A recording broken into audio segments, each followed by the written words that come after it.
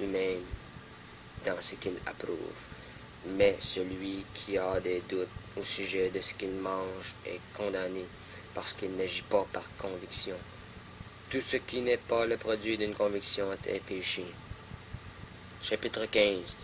Nous qui sommes forts, nous devons supporter les faibles de ceux qui ne le sont pas, et ne pas nous complaire en nous-mêmes, que chacun de nous complaise au prochain pour ce qui est bien en vue de l'éducation, car Christ ne s'est point complu en lui-même, mais selon qu'il est écrit, les outrages de ceux qui t'insultent sont tombés sur moi.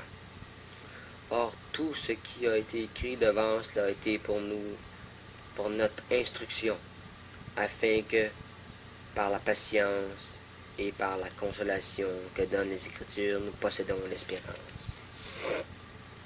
Que le Dieu de la persévérance et de la consolation vous donne d'avoir les mêmes sentiments les uns envers les autres selon Jésus-Christ, afin que tous ensemble, d'une seule bouche, vous glorifiez le Dieu et le Père de notre Seigneur Jésus-Christ. Accueillez-vous donc les uns les autres comme Christ vous a accueillis pour la gloire de Dieu. Je dis en effet que Christ a été serviteur des circoncis pour prouver la véracité de Dieu en confirmant les promesses faites au Père, tandis que les païens glorifient Dieu à cause de sa miséricorde, selon qu'il est écrit. C'est pourquoi je te louerai parmi les nations, et je chanterai à la gloire de ton nom. Il a dit encore, nations, réjouissez-vous avec son peuple. Et encore, louez le Seigneur, vous toutes les nations, célébrez-le, vous tous les peuples. Isaïe dit aussi, il sortira d'Isaïe un rejeton qui se lèvera pour régner sur les nations. Les nations espéreront en lui. Que le Dieu de l'espérance vous remplisse de toute joie et de toute paix dans la foi, pour que vous abondiez en espérance par la puissance du Saint-Esprit. Réflexion de Paul sur son ministère au projet de voyage. Pour ce qui vous concerne, mes frères, je suis moi-même persuadé que vous êtes pleins de bonnes dispositions, remplis de toute connaissance et capable de vous exhorter les uns les autres. Cependant, à certains égards, je vous ai écrit avec une sorte de hardiesse, comme pour réveiller vos souvenirs à cause de la grâce que Dieu m'a fait, d'être ministre de Jésus-Christ parmi les païens, m'acquittant du divin service de l'Évangile de Dieu, afin que les païens lui soit une offrande agréable étant sanctifiée par le Saint-Esprit. J'ai donc sujet de me glorifier en Jésus-Christ pour ce qui regarde les choses de Dieu, car je n'oserais mentionner aucune chose que Christ n'ait pas faite par moi pour amener les païens à l'obéissance par la parole et par les actes, par la puissance des miracles et des prodiges, par la puissance de l'Esprit de Dieu, en sorte que depuis Jérusalem et les pays voisins jusqu'en Illyrie, j'ai abondamment répandu l'Évangile de Christ, et je suis fait honneur d'annoncer l'Évangile là où Christ n'avait point été nommé, afin de ne pas bâtir sur un fondement d'autrui. Selon qu'il est écrit, ceux à qui il n'avait point été annoncé verront, et ceux qui n'en avaient point entendu parler comprendront. C'est ce qui m'a souvent empêché d'aller vers vous, mais maintenant, n'ayez plus rien qui me retienne. Mais maintenant, n'ayant plus rien qui me retienne dans ces contrées, ayant depuis plusieurs années le désir d'aller vers vous, j'espère vous voir en pensant quand je me rendrai en Égypte, en Espagne, non en Égypte, en Espagne, et y être accompagné par vous après que j'aurai satisfait en partie mon désir de me trouver chez vous. Présentement, je vais à Jérusalem pour le service des saints, car la Macédoine et l'Arché et l'Aché ont bien voulu s'imposer une contribution en faveur des pauvres parmi les saints de Jérusalem. Elles l'ont bien voulu et elles le leur devaient, car si les païens ont eu part à leur avantage spirituel, ils doivent aussi les assister dans les choses temporelles. Dès que j'aurai terminé cette affaire et que je leur aurai remis ces dons, je partirai pour l'Espagne et je passerai chez vous. Je sais qu'en allant vers vous, c'est avec une pleine bénédiction de Christ que j'irai. Je vous exhorte, frères, par notre Seigneur Jésus-Christ et par l'amour de l'Esprit, à combattre avec moi, en adressant à Dieu des prières en ma faveur, afin que je sois délivré des incrédules de la Judée et que des dons que je porte à Jérusalem soient agréés des saints, en sorte que j'arrive chez vous avec joie, si c'est la volonté de Dieu, et que je jouisse au milieu de vous de quelque repos. Que le Dieu de paix soit avec vous tous. Amen. Recommandations, salutations et vœux. Chapitre 16. Je vous recommande Phoébé, notre sœur, qui est diaconesse de l'église de Sainte-Cré, afin que vous la receviez en notre Seigneur d'une manière digne des saints, et que vous l'assistiez dans les choses où elle aurait besoin de vous, car elle a donné aide à plusieurs et à moi-même. Saluez Prisca et Aquila, mes compagnons d'œuvre en Jésus-Christ, qui ont exposé leur tête pour sauver ma vie. Ce n'est pas moi seul qui leur rend grâce, ce sont encore toutes les églises des païens. Saluez aussi l'église qui est dans leur maison. Saluez Païnette, mon bien-aimé, qui a été pour Christ les prémices de l'Asie. Saluez Marie, qui a pris beaucoup de peine pour vous. Saluez Andronicus et Junias, mes parents et mes compagnons de captivité, qui jouissent d'une grande considération parmi les apôtres, et qui même ont été en Christ avant moi. Saluez Amplias, mon bien-aimé dans le Seigneur. Saluez Urbain, notre compagnon d'œuvre en Christ, et Stachie, mon bien-aimé. Saluez Épélèse, qui est éprouvé en Christ. Saluez ceux de la maison d'Aristobule. Saluez Hérodion, mon parent. Saluez ceux de la maison de Narcisse, qui sont dans le Seigneur. Saluez Tryphèse et Tryphose, qui travaillent pour le Seigneur. Saluez Perside, le bien-aimé qui a beaucoup travaillé pour le Seigneur. Saluez Rufus, l'élu du Seigneur, et sa mère, qui est aussi la mienne. Saluez Asyncrite, Phlégon, Hermès, Patrobas, Hermos et le frère qui sont avec eux. Saluez Philologue et Julie, Nérée et sa sœur, et Olympe, et tous les saints qui sont avec eux. Saluez-vous les uns les autres pour un saint baiser.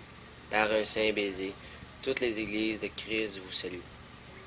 Je vous exhorte, frères, à prendre garde à ceux qui causent des divisions et des scandales, au préjudice de l'enseignement que vous avez reçu. Éloignez-vous d'eux, car de tels hommes ne servent point Christ, notre Seigneur, mais leur propre ventre. Et par des paroles douces et flatteuses, ils séduisent les cœurs des simples. Pour vous, votre obéissance est connue de tous. Je me réjouis donc à votre sujet, et je désire que vous soyez sages en ce qui concerne le bien et purs en ce qui concerne le mal. Le Dieu de paix écrasera bientôt Satan sous vos pieds. Que la grâce de notre Seigneur Jésus-Christ soit avec vous. Timothée, mon compagnon d'œuvre, vous salue, ainsi que Lucius, Jason et Jo et Sosipater. Mes parents, je vous salue dans le Seigneur, moi, Tertius, qui a écrit cette lettre. Gaius, mon hôte, et celui de toute l'Église vous salue. Eraste, le trésorier de la ville vous salue, ainsi que le frère Quartus. Car que la grâce de notre Seigneur Jésus-Christ soit avec vous tous. Amen. À celui qui peut vous affirmer, selon mon évangile et la prédication de Jésus-Christ, conformément à la révélation du mystère caché pendant les siècles, mais manifesté maintenant par les écrits des prophètes, d'après l'ordre du Dieu éternel, et porté à la connaissance de toutes les nations, afin qu'elles obéissent à la foi à Dieu, seul sage, soit la gloire au siècle des siècles. Par Jésus-Christ. Amen. Cette lettre parle de la loi, de la justification par la foi, sans les œuvres. Elle parle beaucoup de la loi, de la foi et des œuvres. Et surtout, aussi, de la mort de Jésus-Christ et de sa résurrection. Pourquoi? Et il explique beaucoup de choses. Voici maintenant les 3 premiers chapitres de l'épître de Paul aux Corinthiens. Première épître. Adresse et salutations. Chapitre 1. Paul, appelé à être apôtre de Jésus-Christ par la volonté de Dieu, et le frère Sostène, à l'Église de Dieu qui est à Corinthe. À ceux qui ont été sanctifiés en Jésus-Christ, appelés à être saints, à tous ceux qui invoquent, en quelque lieu que ce soit, le nom de notre Seigneur Jésus-Christ, leur Seigneur et le nôtre, que la grâce et la paix vous soient données de la part de Dieu, notre Père et du Seigneur Jésus-Christ. Action de grâce pour les dons accordés aux Corinthiens, appel à l'union. Je rends à mon Dieu de continuelle action de grâce à votre sujet, pour la grâce de Dieu qui vous a été accordée en Jésus-Christ. Car en lui vous avez été comblés de toutes les richesses qui concernent la parole et la connaissance. Le témoignage de Christ ayant été solidement établi parmi vous, de sorte qu'il ne vous manque aucun don, dans l'attente où vous êtes de la manifestation de notre Seigneur Jésus-Christ. Il vous affermira aussi jusqu'à la fin, pour que vous soyez irréprochables au jour de notre Seigneur Jésus-Christ. Dieu est fidèle, lui qui vous a appelé à la communion de son Fils, Jésus-Christ, notre Seigneur. Je vous exhorte, frères, par le nom de notre Seigneur Jésus-Christ, à tenir tous un même langage, et à ne point avoir de division parmi vous, mais à être parfaitement unis dans un même esprit et dans un même sentiment. Car, mes frères, j'ai appris à votre sujet par les gens de Chloé qu'il y a des disputes au milieu de vous. Je veux dire que chacun de vous parle ainsi. Moi, je suis de Paul, et moi d'Apollos, et moi de Céphas, et moi de Christ. Christ est-il divisé? Paul a-t-il été crucifié pour vous? Ou est-ce au nom de Paul que vous avez été baptisés? Je rends grâce à Dieu de ce que je n'ai baptisé aucun de vous, excepté Crispus et Gaius, afin que personne ne dise que vous avez été baptisés à mon nom. J'ai encore baptisé la famille de Stéphanas. Du reste, je ne sache pas que j'ai baptisé quelqu'un autre personne. La sagesse du monde et la sagesse de Dieu. Caractère et but de la prédication de Paul. Ce n'est pas pour baptiser que Christ m'a envoyé, c'est pour annoncer l'Évangile, et cela sans la sagesse du langage, afin que la croix de Christ ne soit pas rendue vaine. Car la prédication de la croix est une folie pour ceux qui périssent, mais pour nous qui sommes sauvés, elle est une puissance de Dieu. Aussi est-il écrit, je détruirai la sagesse des sages, et j'anéantirai l'intelligence des intelligents. Où est le sage, où est le scribe, où est le disputeur de ce siècle? Tu n'as-t-il pas confondu de la folie la sagesse du monde? Car puisque le monde, avec sa sagesse, n'a point connu Dieu, dans la sagesse de Dieu, il a plu à Dieu de sauver les croyants par la folie de la prédication. Les Juifs demandent des miracles, les Grecs cherchent la sagesse. Nous cherchons Christ crucifié. Scandale pour les Juifs et folie pour les païens. Mais puissance de Dieu et sagesse de Dieu pour ceux qui sont appelés tant Juifs que Grecs. Car la folie de Dieu est plus sage que les hommes, et les faiblesses de Dieu est plus forte que les hommes. Considérez, frères, que parmi vous qui avez été appelés, il n'y a ni beaucoup de sages selon la chair, ni beaucoup de puissance, ni beaucoup de nobles. Mais Dieu a choisi les choses folles du monde pour confondre les sages. Dieu a choisi les choses faibles du monde pour confondre les forts. Et Dieu a choisi les choses viles du monde et celles qu'on méprise, celles qui ne sont point, pour réduire à néant celles qui sont, afin que nulle chair ne se glorifie devant Dieu.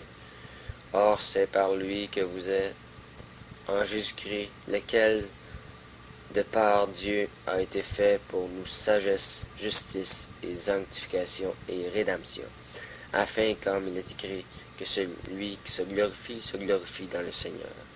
Chapitre 2.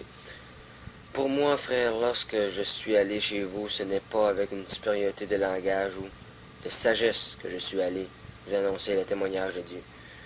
Car je n'ai pas eu la pensée de savoir parmi vous autre chose que Jésus-Christ, et Jésus-Christ crucifié. Moi-même, j'étais auprès de vous dans un état de faiblesse, de crainte et de grand tremblement, et ma parole et ma prédication ne reposaient pas sur les discours persuasifs de la sagesse, mais sur une démonstration d'esprit et de puissance, afin que votre foi fût fondée non sur la sagesse des hommes, mais sur la puissance de Dieu. Cependant, c'est une sagesse que nous prêchons parmi les parfaits, sagesse qui n'est pas de ce siècle, ni des chefs, ni des chefs de ce siècle qui vont être anéantis. Nous prêchons la sagesse de Dieu mystérieuse et cachée que Dieu, avant les siècles, avait destinée pour notre gloire. Sagesse qu'aucun des chefs de ce siècle n'a connue, car s'ils l'eussent connue, ils n'auraient pas crucifié le Seigneur de gloire. Mais comme il est écrit, ce sont des choses que l'œil n'a point vues, que l'oreille n'a point entendues, et qui ne sont point montées au cœur de l'homme. Des choses que Dieu a préparées pour ceux qui l'aiment. Dieu nous les a révélées par l'Esprit, car l'Esprit sonde tout, même les profondeurs de Dieu. Lequel des hommes, en effet, connaît les choses de l'homme, si ce n'est l'Esprit de l'homme qui est en lui? De même, personne ne connaît les choses de Dieu, si ce n'est l'Esprit de Dieu. Or, nous n'avons pas reçu l'Esprit du monde, mais l'Esprit qui vient de Dieu, afin que nous connaissions les choses que Dieu nous a données par sa grâce. Et nous en parlons, non avec des discours qu'enseigne la sagesse humaine, mais avec ceux qu'enseigne l'Esprit, employant un langage spirituel pour les choses spirituelles. Mais l'homme animal ne reçoit pas les choses de l'Esprit de Dieu, car elles sont une folie pour lui, et il ne peut les connaître parce que c'est spirituellement qu'on en juge. L'homme spirituel, au contraire, juge de tout, et il n'est lui-même jugé par personne, car qui a connu la pensée du Seigneur pour l'instruire? Or, nous avons la pensée de Christ. Chapitre 3. Division dans l'Église de Corinthe. Pour moi, frères, ce n'est pas comme à des hommes spirituels que j'ai pu vous parler, mais comme à des hommes charnels, comme à des enfants en Christ. Je vous ai donné du lait, non de la nourriture solide, car vous ne pouviez pas le supporter, et vous ne la pouvez même pas à présent, parce que vous êtes encore charnels. En effet, puisqu'il y a parmi vous de la jalousie, des disputes, êtes-vous pas charnel et ne marchez-vous pas selon l'homme encore? Quand l'homme dit, moi je suis de Paul, un autre Apollo, un autre moi d'Apollos, n'êtes-vous pas des hommes? Qu'est-ce donc qu'Apollos et qu'est-ce que Paul? Des serviteurs pour le moyen desquels vous avez cru, selon que le Seigneur l'a donné à chacun. J'ai planté, Apollos a arrosé, mais Dieu a fait croître, en sorte que ce n'est pas celui qui plante qui a quelque chose, ni celui qui arrose, mais Dieu qui fait croître. Celui qui plante et celui qui arrose sont égaux, et chacun recevra sa propre récompense selon son propre travail. Car nous sommes ouvriers avec Dieu, vous êtes le champ de Dieu, l'édifice de Dieu. Selon la grâce de Dieu qui m'a été donnée, j'ai posé le fondement comme un sage architecte et un autre bâti dessus, mais que chacun prenne garde à la manière dont il bâtit dessus. Car personne ne peut poser un autre fondement que celui qui a été posé, savoir Jésus-Christ. Or, si quelqu'un bâtit sur ce fondement avec de l'or, de l'argent, des pierres précieuses, du bois, du foin, du chaume, l'œuvre de chacun sera manifestée, car le jour le fera connaître parce qu'elle se révélera dans le feu éprouvera ce qu'est l'œuvre de chacun. Si l'œuvre bâtie par quelqu'un sur le fondement subsiste, il recevra une récompense. Si l'œuvre de quelqu'un est consumée, il perdra sa récompense pour lui. Il sera sauvé, mais comme au travers du feu. Ne savez-vous pas que vous êtes le temple de Dieu et que l'Esprit de Dieu habite en vous? Si quelqu'un détruit le temple de Dieu, Dieu le détruira, car le temple de Dieu est saint, et c'est ce que vous êtes, que nul ne s'abuse lui-même. Si quelqu'un parmi vous pense être sage selon ce siècle, qu'il devienne fou avant de devenir sage, car la sagesse de ce monde est une folie devant Dieu, aussi est-il écrit, il prend les sages dans leur ruse. Encore, le Seigneur connaît les pensées des sages, il sait qu'elles sont vaines. Que personne donc ne mette sa gloire dans les hommes, car tout est à vous. Soit Paul, soit Apollos, soit Céphas, soit dans le monde, soit la vie, soit la mort, soit les choses présentes, soit les choses à venir. Tout est à vous, et vous êtes à Christ, et Christ est à Dieu. Ainsi donc, on vous regarde comme des serviteurs de Christ et des dispensateurs des mystères de Dieu. Du reste, ce qu'on demande des dispensateurs, c'est que chacun soit trouvé fidèle.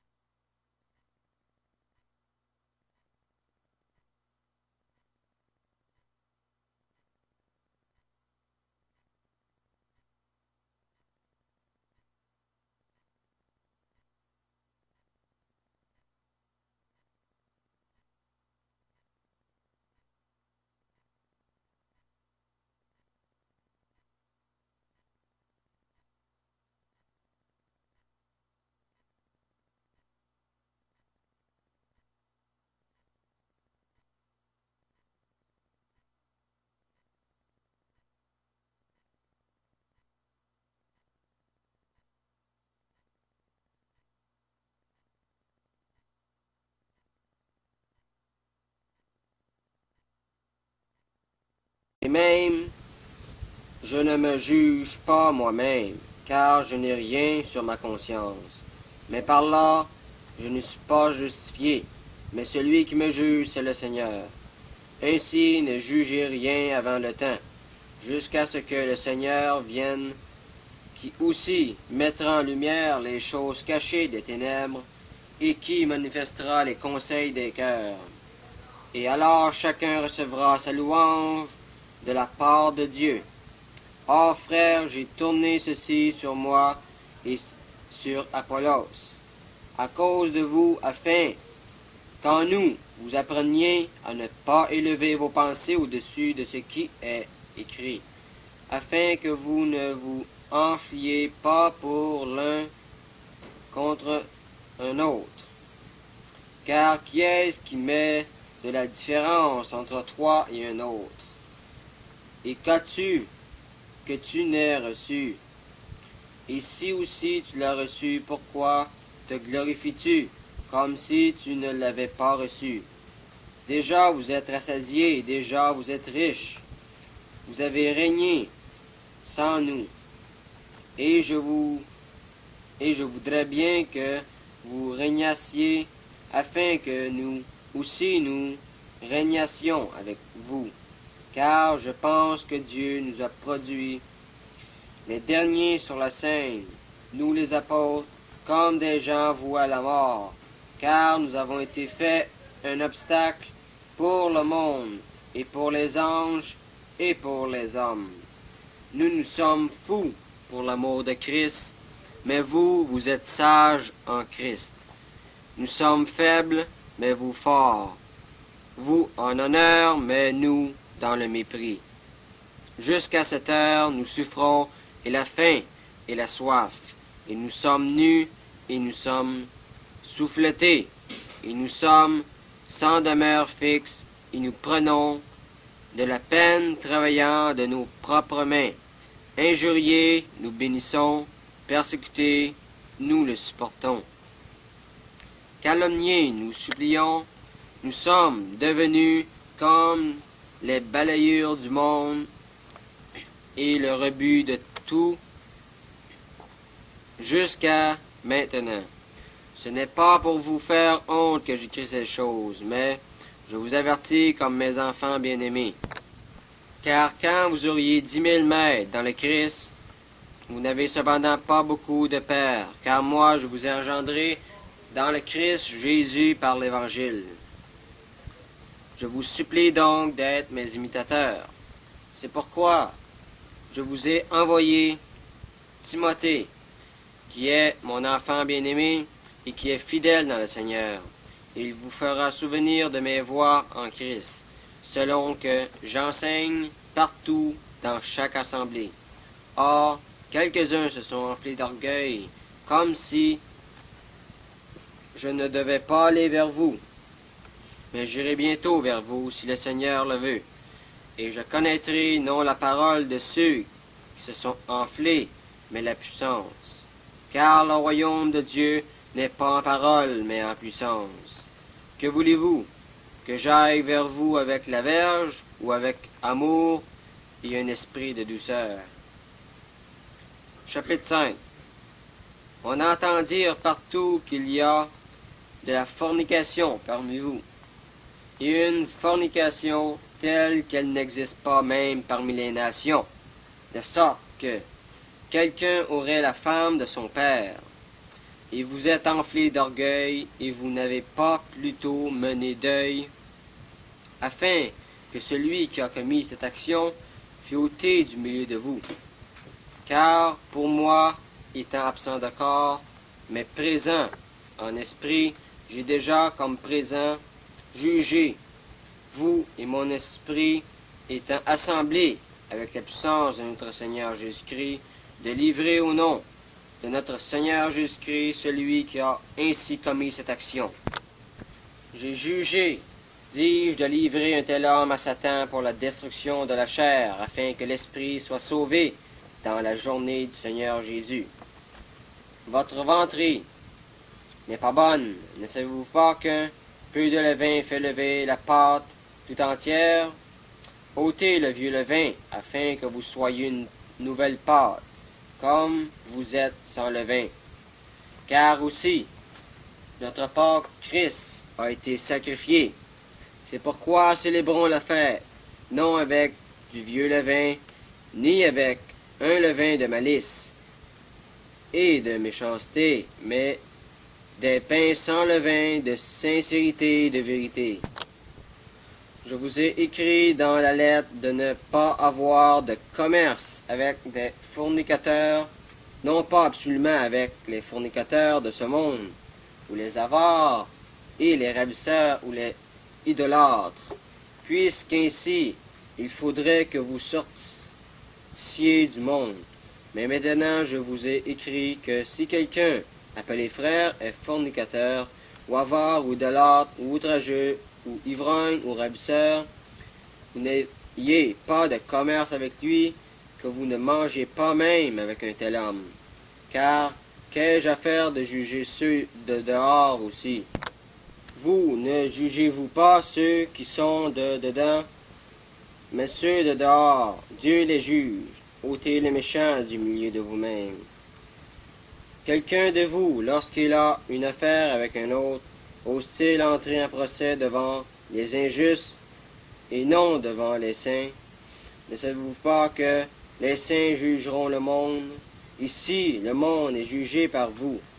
Êtes-vous indigne des plus petits jugements? Ne savez-vous pas que nous jugerons les anges et nous ne jugerons pas les affaires de cette vie? Si donc vous avez des procès pour les affaires de cette vie, établissez ceux-là pour juges, qui sont peu estimés dans l'assemblée. Je parle pour vous faire honte. Ainsi, il n'y a pas d'homme sage parmi vous, pas même un seul, qui soit capable de décider entre ses frères. Mais un frère entre en procès avec un frère, et cela devant les incrédules.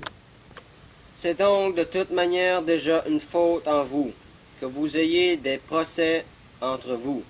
Pourquoi ne supportez-vous pas plutôt des injustices? Pourquoi ne vous laissez-vous pas plutôt faire tort?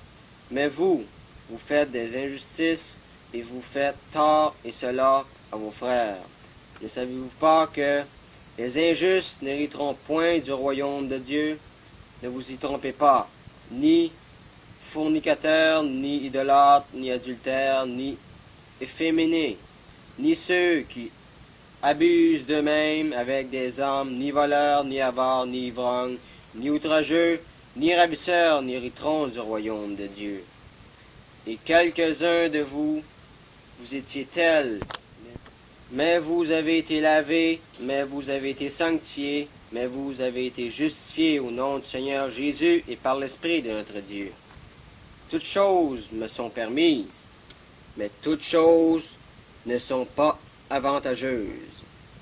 Toutes choses me sont permises, mais je ne me laisserai, moi, asservir par aucune.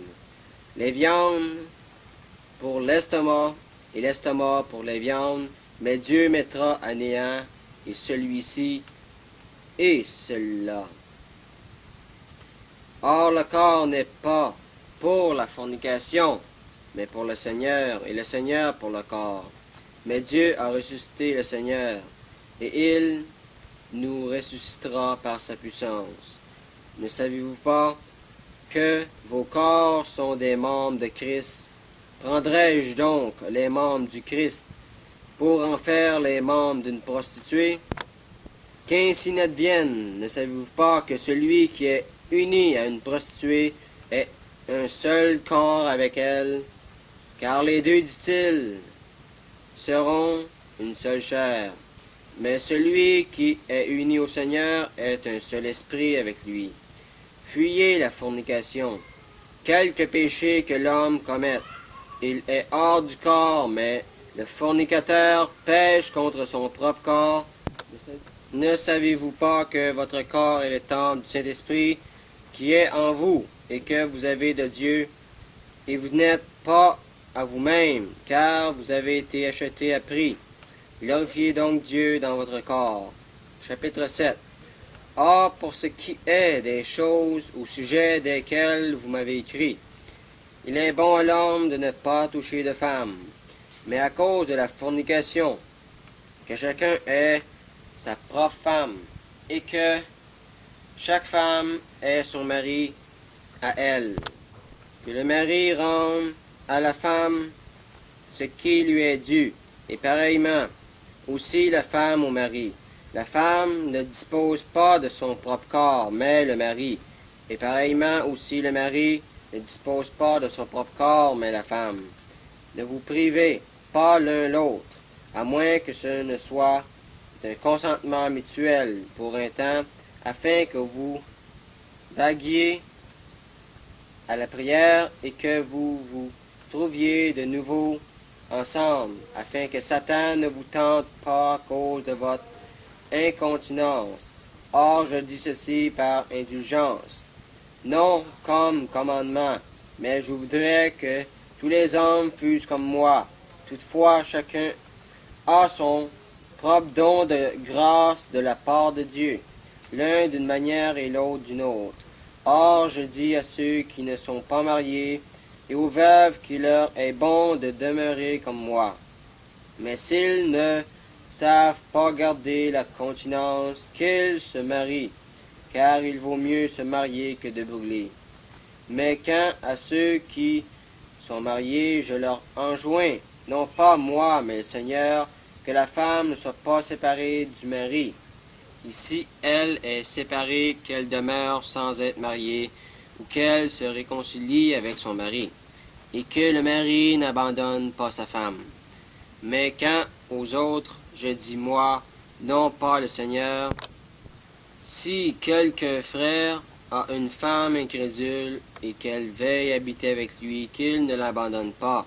Et si une femme a un mari incrédule et qu'il veuille habiter avec elle, qu'elle n'abandonne pas son mari, car le mari incrédule est sanctifié par la femme, et la femme incrédule est sanctifiée par le frère, son mari, puisque autrement vos enfants seraient impurs, mais maintenant ils sont saints. Mais si l'incrédule s'en va, qu'il s'en aille. Le frère ou la sœur ne sont pas asservis en pareil cas. Mais Dieu nous a appelés à marcher dans la paix. Car que sais-tu, femme, si tu ne sauveras pas ton mari, ou que sais-tu, mari, si tu ne sauveras pas ta femme? Toutefois que chacun marche comme le Seigneur le lui a départi, chacun comme Dieu l'a appelé. Et c'est ainsi que j'en ordonne dans toutes les assemblées. Quelqu'un a-t-il été appelé étant circoncis qu'il ne redevienne pas incirconcis? Quelqu'un a-t-il été appelé étant dans l'incirconcision qu'il ne soit pas circoncis? La circoncision n'est rien et l'incirconcision n'est rien, mais l'observation des commandements de Dieu. Que chacun demeure dans la vocation dans laquelle il était quand il a été appelé. As-tu été appelé étant esclave? Ne t'en mets pas en peine. Toutefois, si tu peux devenir libre, use en plutôt, car l'esclave qui est appelé dans le Seigneur est affranchi du Seigneur. De même aussi l'homme libre qui a été appelé est esclave de Christ. Vous avez été achetés à prix. Ne devenez pas esclaves des hommes. Frères, que chacun demeure auprès de Dieu dans l'état dans lequel il a été appelé. Or, pour ce qui est de ceux qui sont vierges, je n'ai pas d'ordre du Seigneur, mais je donne mon opinion comme ayant reçu miséricorde du Seigneur pour être fidèle. J'estime donc que ceci est bon, à cause de la nécessité présente qu'il est bon. Dis-je à l'homme d'être tel qu'il est. Es-tu lié à une femme, ne cherche pas à en être séparé. N'es-tu pas lié à une femme, ne cherche pas de femme. Toutefois, si même tu te maries, tu n'as pas péché. Ici, la Vierge se marie, elle n'a pas péché. Mais ceux qui font ainsi auront de l'affliction pour ce qui regarde la chair, mais moi je vous épargne. Or, je dis ceci, frères, le temps est difficile, au reste, c'est pour que ceux-mêmes qui ont une femme soient comme n'en ayant pas, et ceux qui pleurent comme ne pleurant pas. et ceux qui se réjouissent comme ne se réjouissant pas, et ceux qui achètent comme ne possédant pas, et ceux qui usent du monde comme n'en usant pas à leur gré. Car la figure de ce monde passe. Mais je voudrais que vous fussiez sans inquiétude. Celui qui n'est pas marié a le cœur occupé des choses du Seigneur. Comment il plaira au Seigneur? Mais celui qui s'est marié a le cœur occupé des choses du monde. Comment il plaira à sa femme? Il y a une différence entre la femme et la vierge. Celle qui n'est pas mariée a le cœur occupé des choses du Seigneur pour être sainte, et de corps et d'esprit. Mais celle qui s'est mariée a le cœur occupé des choses du monde. Comment elle plaira à son mari? Mais je dis ceci pour votre propre avantage, non pour vous enlacer dans des liens, mais en vue de ce qui est bienséant, et pour que vous vaquiez au service du Seigneur sans distraction. Mais si quelqu'un estime qu'il agit d'une manière inconvenable à l'égard de sa virginité et qu'elle est passée la fleur de son âge, et qu'il faut que cela soit ainsi, qu'il fasse ce qu'il veut, il ne pêche pas, qu'il se marie. Mais celui qui tient ferme dans son cœur et qui n'est pas sous l'empire de la nécessité, mais qui est maître de sa propre volonté et a décidé dans son cœur de garder sa propre virginité, fait bien. Ainsi, et celui qui se marie fait bien. Et celui qui ne se marie pas fait mieux. La femme est liée pendant tout le temps que son mari est en vie. Mais si le mari s'est endormi, elle est libre de se marier à qui elle veut, seulement dans le Seigneur. Mais elle est, à mon avis, plus heureuse si elle demeure ainsi. Or, j'estime que moi aussi j'ai l'Esprit de Dieu. Chapitre 8. Pour ce qui est des choses sacrifiées aux idoles, nous savons, car nous avons tous de la connaissance. La connaissance enfle, mais l'amour édifie. Si quelqu'un pense savoir quelque chose, il ne connaît rien encore, comme il faut connaître. Mais si quelqu'un aime Dieu, celui-là est connu de lui. Pour ce qui est donc de manger des choses sacrifiées aux idoles, nous savons qu'une idole n'est rien dans le monde, et qu'il n'y a point d'autre Dieu qu'un seul, car aussi, s'il y en a qui sont appelés dieux, soit dans le ciel, soit sur la terre, comme il y a beaucoup de dieux et beaucoup de seigneurs, toutefois, pour nous, il y a un seul Dieu, le Père duquel sont toutes choses, et nous pour lui, et un seul Seigneur, Jésus-Christ par lequel sont toutes choses, et nous par lui.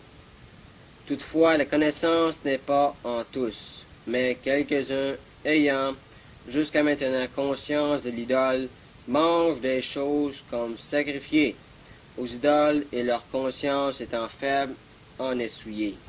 Or la viande ne nous recommande pas à Dieu. Si nous ne mangeons pas, nous n'avons pas moins, et si nous mangeons, nous n'avons rien de plus.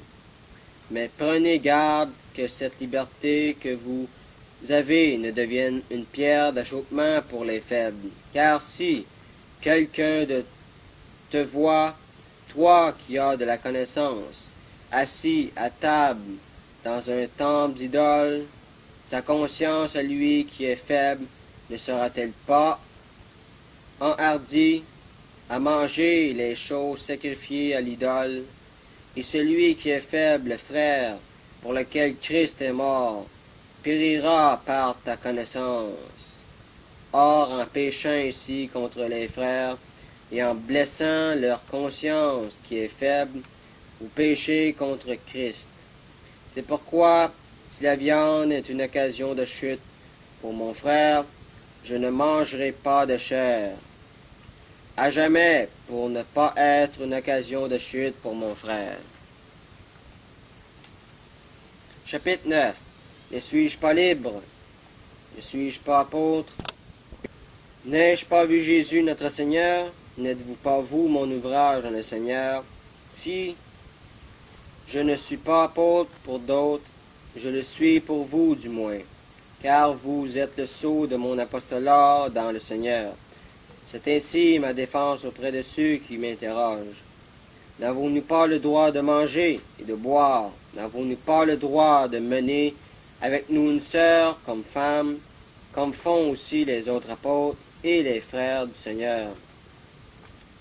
Et Céphas, n'y a-t-il que moi et Barnabas qui n'ayons pas le droit de ne pas travailler, qui jamais va à la guerre à ses propres dépens, qui plante une vigne et n'en mange pas le fruit, ou qui paie un troupeau et ne mange pas du lait du troupeau? Est-ce que je dis ces choses selon l'homme? Ou la loi aussi ne dit-elle pas ces choses? Car dans la loi de Moïse, il est écrit: tu n'en muselleras pas le bœuf qui foule le grain. Dieu s'occupe-t-il des bœufs ou parle-t-il entièrement pour nous? Car c'est pour nous que cela est écrit, que celui qui laboure doit labourer avec espérance, et que celui qui foule le grain doit le fouler dans l'espérance d'y avoir part. Si nous avons semé pour vous des biens spirituels, est-ce beaucoup que nous moissonnions de vos biens charnels? Si d'autres ont part à ce droit sur vous, ne l'avons-nous pas bien plus? Mais nous n'avons pas usé de ce droit, mais nous supportons tout afin de ne mettre aucun obstacle à l'évangile du Christ. Ne savez-vous pas que ceux qui s'emploient aux choses sacrées mangent de ce qui vient du temple, que ceux qui servent à l'autel ont leur part de l'autel, de même aussi le Seigneur a ordonné à ceux qui annoncent l'Évangile de vivre de l'Évangile. Mais moi, je n'ai pas usé d'aucune de ces choses, et je n'ai pas écrit ceci, afin qu'il en soit fait ainsi à mon égard. Car il serait bon pour moi de mourir plutôt que de voir quelqu'un anéantir ma gloire. Car si j'évangélise, je n'ai pas de quoi me glorifier, car c'est une nécessité qui m'est imposée. Car malheur à moi si je n'évangélise pas, car si je fais cela volontairement, j'en ai un salaire, mais si c'est malgré moi, une administration m'est confiée. Quel est donc mon salaire? C'est que, en évangélisant, je rends l'Évangile exempt de frais, pour ne pas user comme une chose à moi de mon droit dans l'Évangile. Car étant libre à l'égard de tous, je me suis asservi à tous afin de gagner de plus de gens. Et pour les Juifs, je suis devenu comme Juif, afin de gagner les Juifs.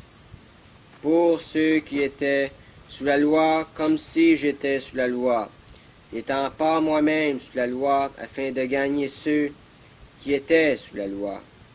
Pour ceux qui étaient sans loi, comme si j'étais sans loi. Non que je sois sans loi quant à Dieu, mais je suis justement soumis à Christ, afin de gagner ceux qui étaient sans loi. Je suis devenu pour les faibles comme faible, afin de gagner les faibles. Je suis devenu toute chose pour tous, afin que de toute manière j'en sauve quelques-uns, et je fais toutes choses à cause de l'Évangile, afin que je sois copartisseur avec lui. Ne savez-vous pas que ceux qui courent dans la lice courent tous, mais un seul reçoit le prix? Courez de telle manière que vous le remportiez. Or, quiconque combat dans l'arène vit d'un régime en toutes choses. Eux donc, afin de recevoir une couronne corruptible, mais nous, afin d'en recevoir une incorruptible. Moi donc, je cours ainsi, non comme ne sachant pas vers quel but. Je combats ainsi, non comme battant l'air, mais je mortifie mon corps et je l'asservis, de peur qu'après avoir prêché à d'autres, je ne sois moi-même réprouvé. Chapitre 10. Car je ne veux pas que vous ignoriez, frères, que nos pères ont tous été sous la nuée, et que tous ils ont passé à travers la mer, et que tous ils ont été baptisés pour Moïse, dans la nuée et dans la mer, et que tous ils ont mangé la même viande spirituelle, et que tous ils ont bu le même breuvage spirituel, car ils buvaient d'un rocher spirituel qui les suivait, et le rocher était le Christ. Mais Dieu n'a point pris plaisir en la plupart d'entre eux, car ils tombèrent dans le désert. Or, ces choses arrivèrent comme type de ce qui nous concerne, afin que nous ne convoitions pas des choses mauvaises comme ceux-là aussi ont convoité. Ne soyez pas non plus idolâtres comme quelques-uns d'eux, ainsi qu'il est écrit. Le peuple s'assit pour manger et pour boire, et ils se levèrent pour jouer. Ne commettons pas non plus la fornication comme quelques-uns d'eux ont commis la fornication, et il en est tombé en un seul jour 23 000. Ne tentons pas non plus le Christ, comme quelques-uns d'eux l'ont tenté, et ont péri par les serpents. Ne murmurez pas non plus comme quelques-uns d'eux ont murmuré, et ont péri par le destructeur. Or, toutes ces choses leur arrivèrent comme type, et elles ont été écrites pour nous servir d'avertissement, à nous que les fins des siècles ont atteint. Ainsi que celui qui croit être garde venu qui n'a été une tentation humaine. Dieu est fidèle, ne veut pas que vous soyez tentés au-delà de ce que vous pouvez supporter. Mais avec la tentation, il fera aussi l'issue afin que vous puissiez la supporter. C'est pourquoi, mes bien-aimés, fuyez l'idolâtrie. Je parle comme à des personnes intelligentes.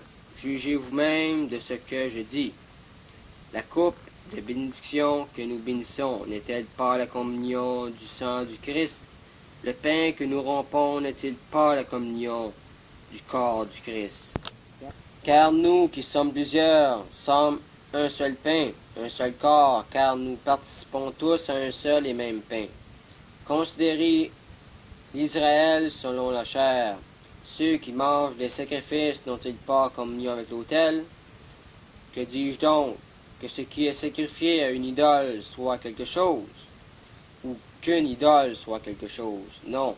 Mais que les choses que les nations sacrifient, elles les sacrifient à des démons, et non pas à Dieu. Or, je ne veux pas que vous ayez communion avec les démons. Vous ne pouvez boire la coupe du Seigneur et la coupe des démons. Vous ne pouvez participer à la table du Seigneur et à la table des démons. Provoquons-nous le Seigneur à la jalousie? Sommes-nous plus forts que lui? Toutes choses sont permises, mais toutes choses ne sont pas avantageuses. Toutes choses sont permises, mais toutes choses n'édifient pas. Que personne ne cherche son propre intérêt, mais celui d'autrui. Mangez de tout ce qui se vend à la boucherie, sans vous acquérir de rien à cause de la conscience, car la terre est au Seigneur et tout ce qu'elle contient. Or, si quelqu'un des incrédules vous convie et que vous vouliez aller manger de tout ce qui est mis devant vous, sans vous enquérir de rien à cause de la conscience. Mais si quelqu'un vous dit « Ceci a été offert un sacrifice », n'en mangez pas à cause de celui qui vous avertit.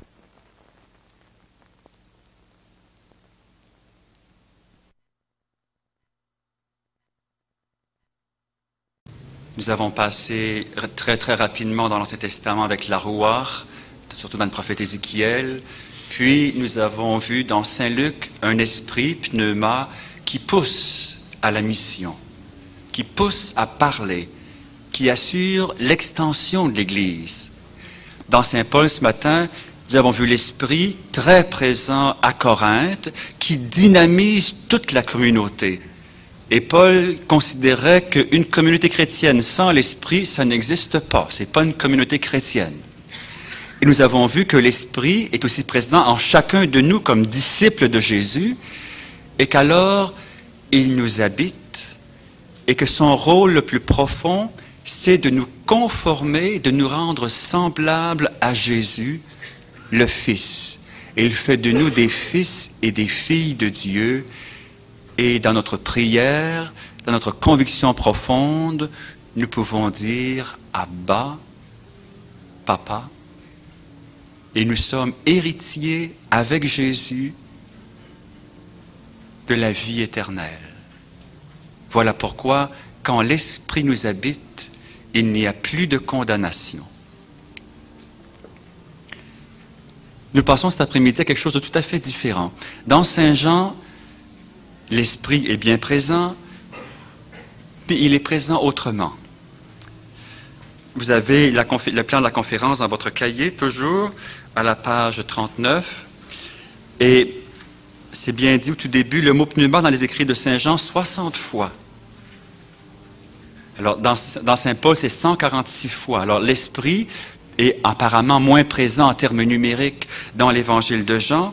Il est 24 fois dans l'Évangile, 12 fois dans la première lettre de Saint Jean et 24 fois dans l'Apocalypse. Donc, en tout, ça fait 60 fois dans les écrits johanniques. Cet après-midi, je vais m'arrêter seulement à l'Évangile. Et dans l'Évangile, je vais prendre simplement 5 péricopes, les célèbres sections de l'Évangile qui parlent du Paraclet. Hier, je vous disais que dans Saint Luc, il y a plusieurs Pentecôtes. La première Pentecôte, c'est quand l'Esprit est tombé sur Jésus à son baptême, puis la Pentecôte comme telle, quand là, la communauté chrétienne a été envahie par l'Esprit Saint, le jour de la Pentecôte, puis une autre Pentecôte à Jérusalem, une à Césarée, puis une à Éphèse. Puis il y en a 2 autres petites dont je n'ai pas parlé hier, mais que vous allez retrouver dans mon petit livre. Bon. Et dans Saint Jean, il y a aussi une Pentecôte. La Pentecôte dans Saint Jean, c'est quand donc l'Esprit a été donné, et je dirais ça s'est séparé en 2 moments. Dans Saint Jean, lorsque Jésus remet l'Esprit sur la croix, son dernier souffle, c'est la préparation de la Pentecôte. Jésus, c'est un verbe très rare lié au souffle, c'est-à-dire il remit l'Esprit. C'est un peu comme il nous a, en expirant sur la croix, il nous a donné son Esprit, et l'Esprit est passé sur nous. Et le dimanche de Pâques, à l'apparition de Jésus, le dimanche de Pâques, il souffle sur les disciples. C'est la Pentecôte dans Saint Jean. Quand il souffle sur eux, ils reçoivent l'Esprit, ils pardonnent les péchés et ils sont envoyés. Dans Saint Jean, il n'y a personne qui avait l'Esprit avant le dimanche de Pâques. Saint Jean considère, dans sa façon de voir les choses, que c'est Jésus qui était vraiment le temple de l'Esprit pendant qu'il était sur la terre. Et c'est en mourant qu'il nous donne l'Esprit. Il fallait que le Christ partît pour que l'Esprit vînt. Mon Dieu que c'est beau, les subjonctifs, il faut passer. C'est absolument étonnant. Dans la vision johannique, tant que Jésus était sur la terre, l'Esprit était avec lui. Il disait, il faut que je m'en aille pour que l'Esprit vienne. Et dans la pensée de Saint Jean, c'est maintenant l'Esprit qui est avec nous à jamais. Jésus est remonté au ciel, auprès du Père. Vous voyez que c'est une vision différente de celle de Saint Matthieu. La finale de l'évangile de Saint Matthieu, c'est que Jésus dit « Je serai avec vous tous les jours jusqu'à la fin des temps ». Vision mathéenne. Dans Saint Jean, je remonte vers le Père, mais vous ne resterez pas orphelins. Je vous envoie l'Esprit, qui sera avec vous à jamais. 2 visions différentes. Alors, parfois, on parle d'une théologie du Nouveau Testament. On peut bien utiliser ce mot-là, mais il faudrait plutôt parler de plusieurs théologies dans le Nouveau Testament. Ce serait intéressant de voir, par exemple, quel est le Jésus de Saint Matthieu, le Jésus de Saint Marc, le Jésus de Saint Luc, le Jésus de Saint Jean. C'est toujours Jésus, mais toujours avec des points de vue différents et des insistances différentes. Avec Matthieu, je suis avec vous tous les jours jusqu'à la fin du monde. Dans Saint Jean, je monte vers le Père, mais l'Esprit sera avec vous jusqu'à la fin du monde. 2 visions différentes. Je voudrais m'arrêter surtout avec vous sur un... D'abord, disons tout de suite que dans Saint Jean, dans des textes très importants de Saint Jean, il n'est pas question de l'Esprit. Par exemple, dans le prologue de Saint Jean que vous connaissez bien, le premier chapitre, pas question de l'Esprit du tout. Dans la célèbre prière après la scène, ce qu'on appelle le discours sacerdotal, ce n'est pas sacerdotal, il faudrait dire le discours missionnaire de Jésus, pas question de l'Esprit du tout. Mais il est question de l'Esprit, vous vous en souvenez, dans l'épisode avec Nicodème. Et là où Saint Matthieu ou les synoptiques disent qu'il faut se convertir, Jean est beaucoup plus radical, il dit il faut renaître. Pour beaucoup plus que se convertir, il faut vraiment renaître, et cette renaissance, ça ne peut être qu'une création de l'Esprit. C'est seulement l'Esprit qui peut vous faire renaître. Et Nicodème qui demandait, oui, mais je suis vieux, est-ce que je peux rentrer de nouveau dans le sein de ma mère? C'est bien évident que c'est impossible. Non, c'est l'Esprit qui va te faire renaître. Vous vous souvenez aussi que dans Saint Jean, on a ce qu'on appellerait des définitions. On dit que Dieu est pneuma, Dieu est lumière et Dieu est amour. En fait, ce ne sont pas des définitions de Dieu, des définitions métaphysiques de Dieu. C'est une façon de dire ce que Dieu fait dans le monde. Dieu est esprit, c'est-à-dire que Dieu est, comme on l'a vu, Dieu est vie, Dieu est puissance. Dieu est lumière, c'est-à-dire que Dieu illumine tout être humain venant dans ce monde. Et Dieu est amour, c'est aussi Dieu, à notre égard, manifeste son amour. Ça pourrait peut-être vous surprendre, mais nulle part dans le Nouveau Testament, on ne dit que l'Esprit est amour. On dit Dieu est amour. Dieu a mis l'amour en nous par l'Esprit Saint qu'il nous a donné. Mais cette conception qu'on a, qui est très courante maintenant, que l'Esprit est amour, nous vient au fond d'une lecture de Saint Augustin. Et dans la célèbre parole qu'on a dans les liturgies, parce que je vais vous la citer, elle ne me viendra pas, on dit, qu'est-ce que c'est? L'amour du Père, la communion de l'Esprit Saint, il manque le premier morceau. Mais on voit que l'amour est relié au Père. L'amour du Père, la communion, la grâce de Dieu notre Seigneur, l'amour de Dieu le Père et la communion de l'Esprit Saint. Remarquez que l'amour est relié au Père.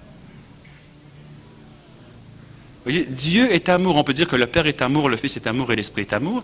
Mais en fond, l'Esprit, dans la pensée joannique, c'est, comme toujours dans cet Testament, quelque chose d'extrêmement vivant, quelque chose d'extrêmement fort, de puissant.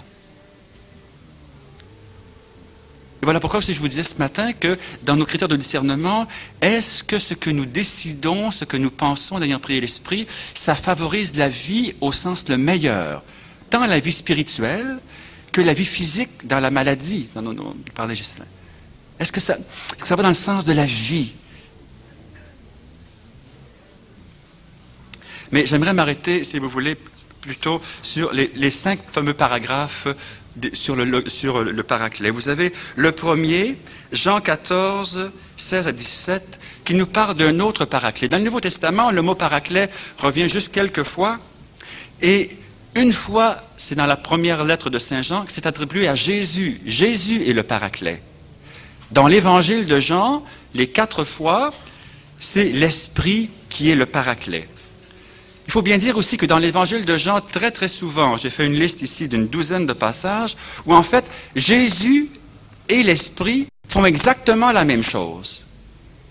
Hier, je vais vous montrer que dans Saint Paul, je vous ai dit ça très rapidement aussi, mais vous le verrez plus encore dans le petit livre, je m'excuse, mais enfin, dans l'Esprit ou dans le Christ, c'est souvent interchangeable dans Saint Paul.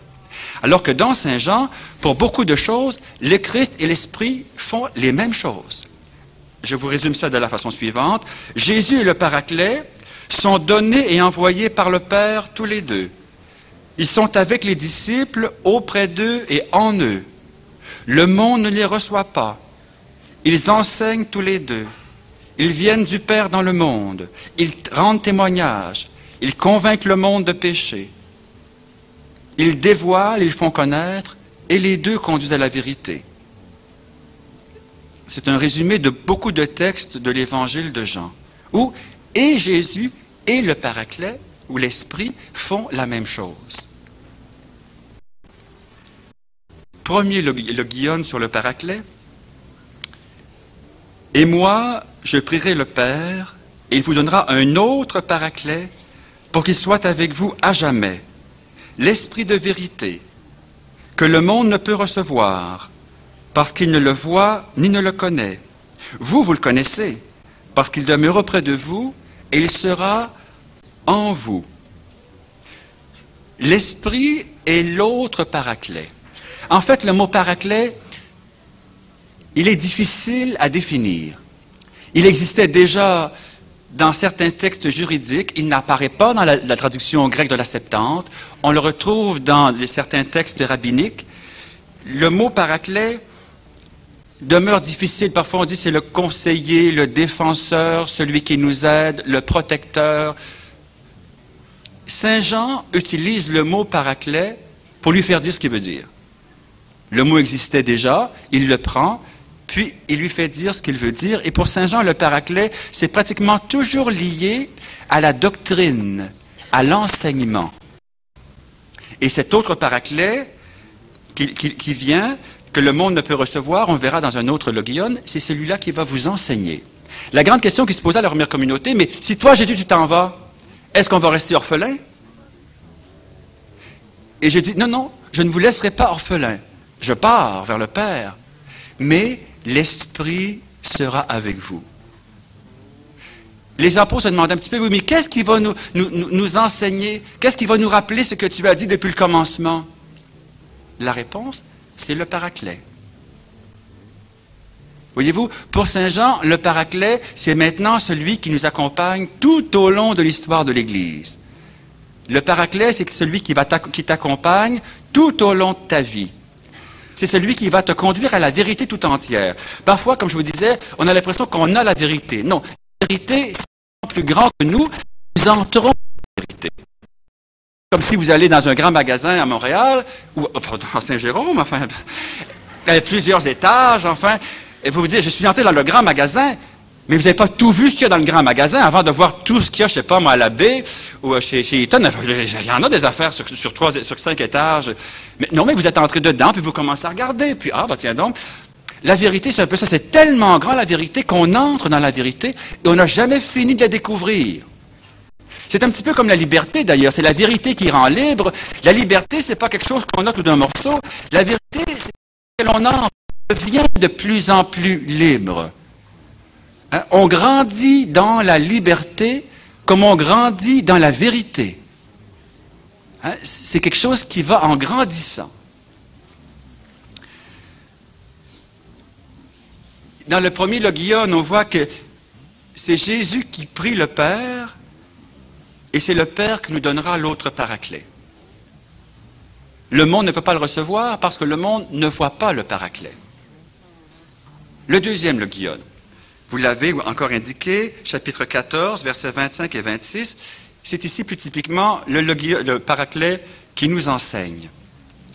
Je vous ai dit ces choses tandis que je demeurais près de vous, mais le Paraclet, l'Esprit Saint, que le Père enverra en mon nom, celui-là vous enseignera tout et vous rappellera tout ce que j'ai dit.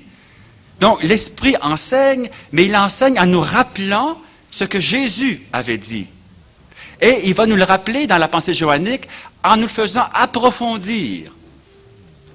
Il y a un très très beau texte d'ailleurs dans le catéchisme de l'Église catholique qui parle de cette idée qu'au fond, la révélation est terminée avec le dernier des apôtres. Mais l'approfondissement, la compréhension, ça, c'est pas terminé. On n'a jamais fini d'approfondir. Il y a des gens qui disent parfois, mais Père, mais la vérité, c'est absolu. C'est vrai en soi, la vérité, c'est un absolu. Mais ma compréhension de la vérité est limitée et relative. Ce que je comprends de la vérité, ça, c'est relatif. Ça, c'est limité. Même si la vérité en soi ne change pas, si vous voulez.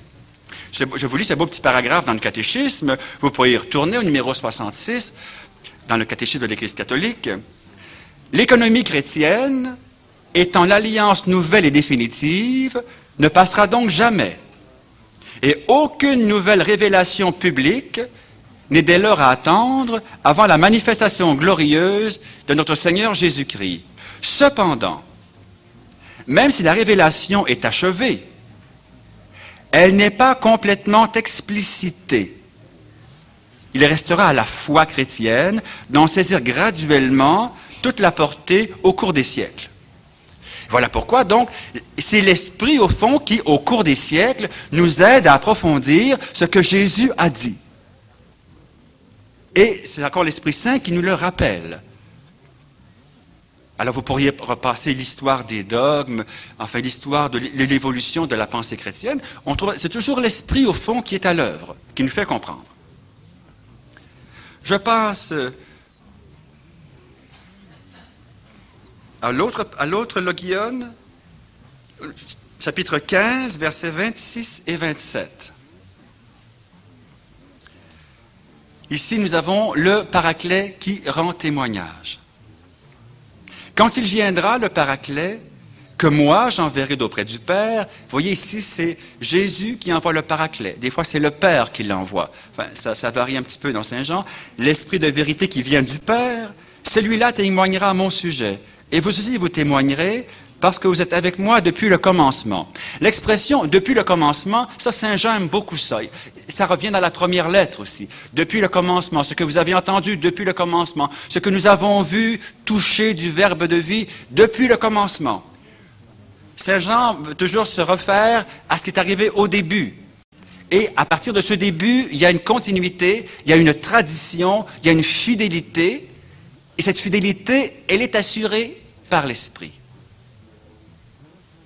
C'est l'Esprit qui assure la fidélité. Voilà pourquoi nous sommes invités à prier constamment à l'Esprit.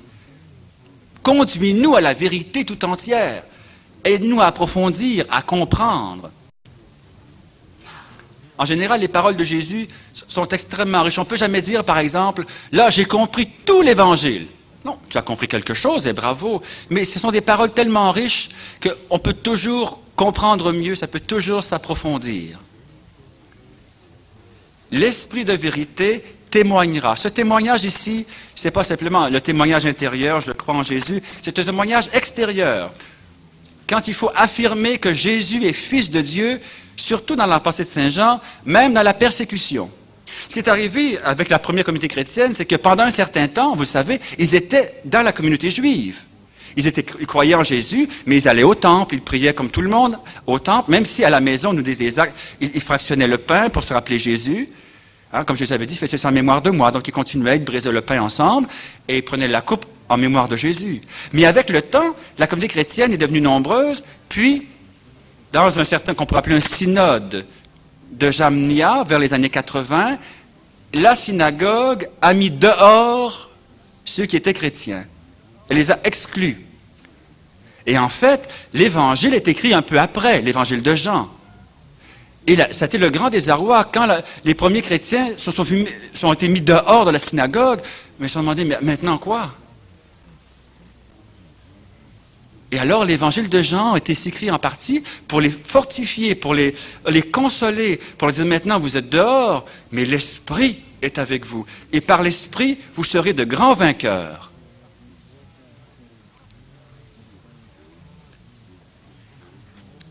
Je voudrais m'arrêter un peu plus longuement sur le logion suivant. Chapitre 16, versets 7b à 11. Il est beaucoup plus difficile, puis en même temps, il porte un enseignement extrêmement important.